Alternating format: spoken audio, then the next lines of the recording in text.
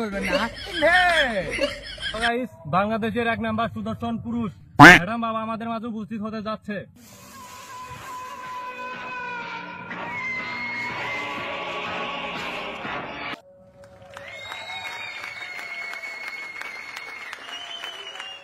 সুদর্শন ব্যক্তি হয়ে আপনার অনুভূতিটা কি?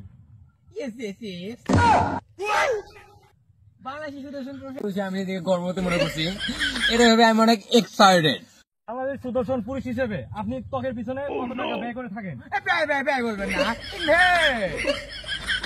আমার ত্বকের পিছনে দৈনিক 1,54,000 টাকা।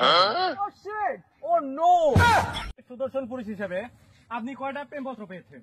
অনেকগুলো পেয়েছি। দৈনিক দৈনিক দৈনিক এতগুলো প্রেমপত্র পেয়ে আপনি এগুলো কি করেন? আমি ডিভোর্স করছি। এই মুহূর্তে দেখা যাচ্ছে যে আমাদের সুদর্শন পুরুষ তিনি অনেকগুলো প্রেমপত্র পেয়েছেন এবং তারপরে সেগুলো ডিভোর্স করে দেয়। আমরা তাদের এখন একটা সারপ্রাইজ দিব, তার জন্য সারপ্রাইজ আছে। সারপ্রাইজ কি করে ভাই এইভাবে লাগান আর গর্ভবতী হয়ে যান।